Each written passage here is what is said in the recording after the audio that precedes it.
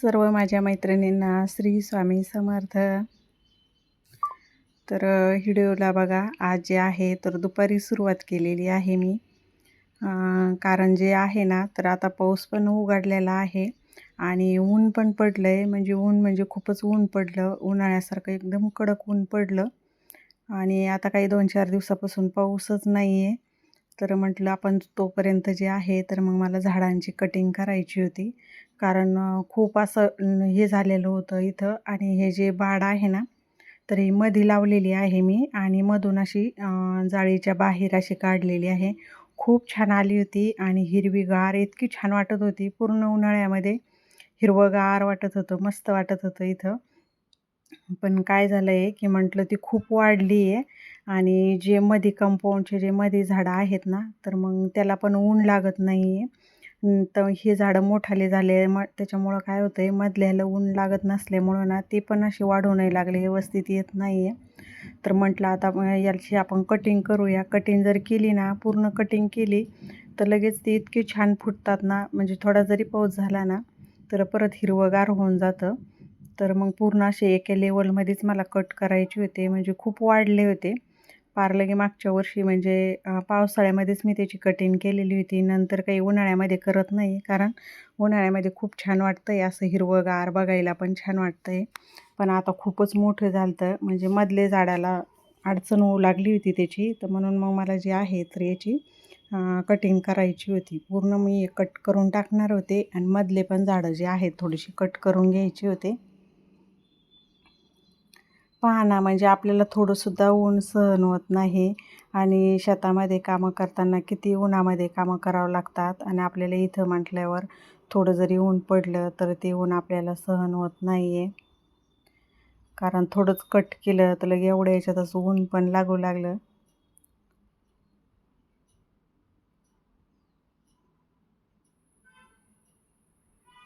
ते झाडावरती किडे बसलेले होतात, तर मग ते किडे पण हे झाले होते.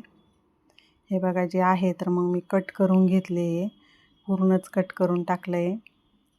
ते पूर्ण कट केल्यामुळं पण नव्हतं चांगलं वाटत आणि असं वाटत होतं की आता पाऊस पण नाही आहे सध्या, तर लगेच हे फुटल का. पण मी पूर्णच कट करून घेतलेलं होतं बघा. हे पूर्ण असं कट करून घेतलं आणि नंतर आहे ना, इतकं छान फुटतं ना ते, म्हणजे थोड्याच दिवसामध्ये फुटतं. आणि आमच्या इकडं कसं आहे, बाजूला घरं नाही आहे अजून, त्याच्यामुळं खालीच प्लॉट आहे. तर मग मी ते तिथं नेऊन टाकलं, कारण की मग वाळल्यानंतर आपल्याला पेटवून पण देता येतं. आणि काम चालू असल्यामुळं रेती वगैरे जे आहे ना, तर मग तशीच इथं दारामध्ये आहे. आता ते पण साफ करून घ्यायचं आहे. काम पण असं बऱ्यापैकी होत आलेलं आहे, म्हणजे झालेलंच आहे आता. रेतीचं वगैरे काही काम नाही आहे, तर ते पण साफ करून घ्यायचं आहे इथालचं.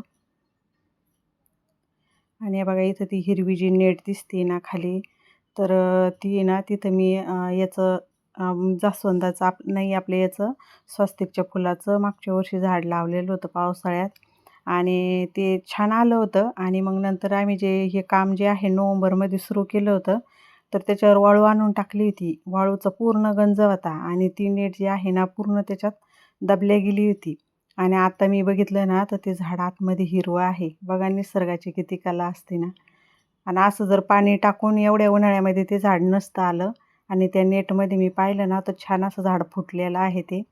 तर आता त्याला पण व्यवस्थित करावं लागेल. हे जे वरती आहे बघा ट्रे वगैरे, तर मग असं पक्ष्यांना पाणी ठेवलेलं आहे. पक्षी पण खूप येतात. चिक्कूचे, डाळिंबाचं झाड आहे ना मध्ये, तर मग चिक्कूच्या झाडामुळं पक्षी पण येतात तिथं. तर मग असं पाणी ठेवलेलं आहे मी त्याच्यामध्ये, ट्रेमध्ये पाणी, की मग पक्ष्यांना प्यायला पण पाणी कामं येतं.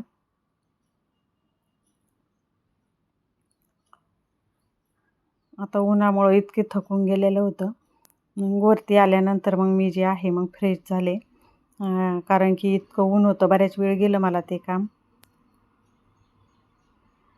पूर्ण झाडाची कटिंग ते करण्यामध्ये 2-2.5 तास तरी गेले असतील.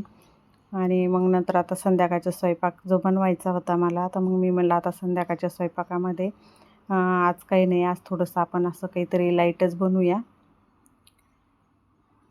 दोघांनाच भाजी आणि पोळी बनवायची म्हणल्यानंतर, आणि संध्याकाळचं कसं 3-4 वाजता चहा वगैरे होतं, मग थोडंफार असं काही खाल्लं जातं. संध्याकाळी एवढी काही भूक पण नसते. आता मी जे आहे बघा, तर जे मी पराठा बनवते तो मी काहीतरी आता आज वेगळाच पराठा बनवते बघा. आता ही जी आहे बघा, तर शेंगदाण्याची चटणी आहे. कारण टेस्टी पण बनला पाहिजे आणि लय मसाले पण नको होते त्याच्यामध्ये, तिखट पण नव्हता पाहिजे. आणि हे जे आहे बघा, तर हे मक्याचे दाणे जे आहे तर मी त्याच्यामध्ये मक्याचे दाणे टाकले. आणि हा जो आहे तर मॅगी मसाला आहे. मॅगी मसाला कशात पण तुम्ही यूज केला ना, खूप छान चव लागते मॅगी मसाल्याची.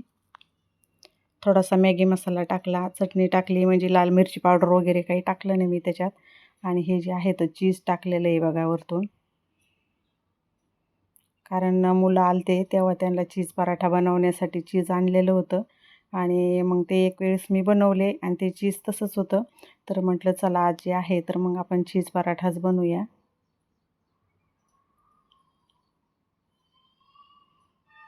पण सॉस वगैरे नव्हता टाकायचा त्याच्यामध्ये.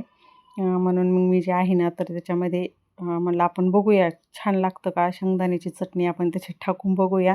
आणि शेंगदाण्याच्या चटणीमध्ये जे आहे ना तो खूप लसूण टाकलेला होता मी.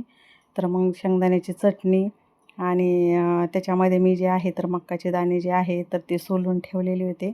म्हणलं ते पण टाकून बघूया छान लागतं का त्याने. आणि चीज टाकलं होतं, म्हणजे कारण मग ते भाजल्यानंतर आहे ना ते चीज वितळतं.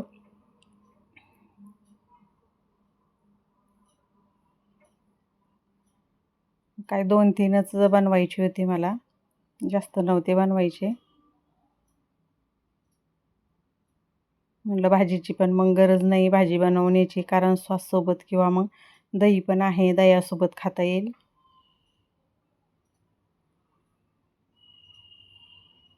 म्हटलं आता दुसरा जे बनवते ना, तर म्हटलं आता आपण काय करूया, याच्यामध्ये मक्याचे दाणे न टाकता नुसती चटणी वगैरेच टाकूया. कारण की मक्याच्या दाण्यांना काय होऊ लागलं होतं, लाटता येत नव्हतं, चिटकत होतं ते खाली. तरी पण मग मी त्याला हळूहळू का होईना लाटलं आणि छान पण झाला आहे तो.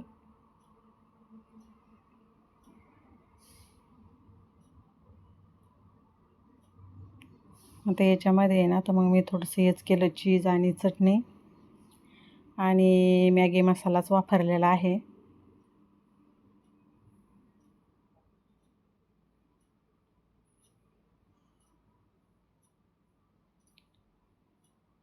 असं आगळं वेगळं जे आहे ना, तर पटकन बनवायचं जर असलं ना, तर म्हणजे मला तरी आवडलं, म्हणजे छान आहे. खायला तर इतकं टेस्टी झालेला होता ना हा.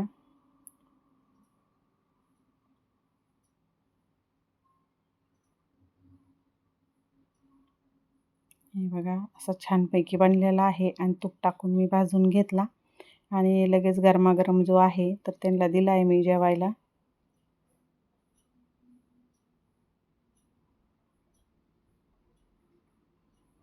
आणि हा जो आहे तर ते म्हणत होते की मग एक हे छान लागू लागलं, मक्याचे दाणे जे टाकले तर तेच छान लागतोय, दुसऱ्या याच्यामध्ये का नाही टाकलं म्हणून. तर मी म्हटलं की मी अजून एक बनवायचा, त्याच्यामध्ये मक्याचे दाणे टाकते आणि याच्यामध्ये नाही टाकते. तर त्याच्यामुळं काय करायचं म्हटलं, तुम्ही एक खा मी एक खाते आणि ज्याच्यामध्ये टाकलेले नाही तो आपण दोघं अर्धा अर्धा खाऊया म्हणलं.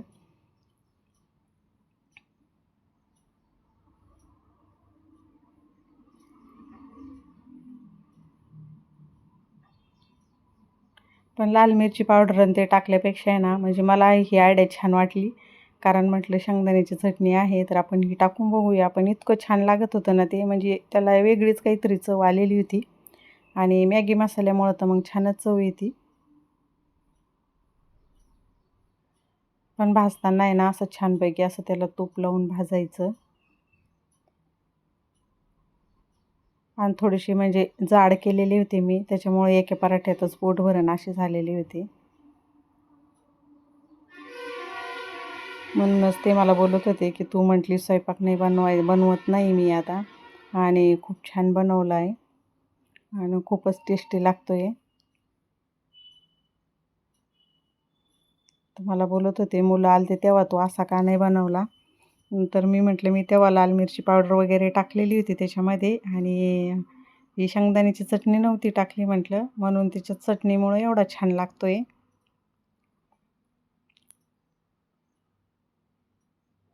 तर आजचं दिवसभराचं असं झालं बघा माझं. ते काम केलं आणि मग सुट्टीचा दिवस जर म्हणलं तर मग सुट्टीच्या दिवशी काहीतरी एक्स्ट्राचे कामं काढावं लागतात. मग ते थोडंसं झाडाचं काम काढलं, मग ते काम पण होऊन गेलं.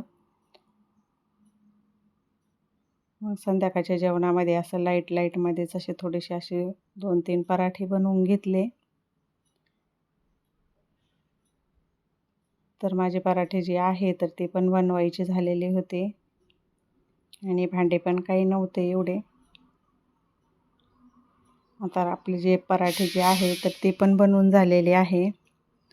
तर या सर्वजण आपले गरम गरम पराठे खाण्यासाठी.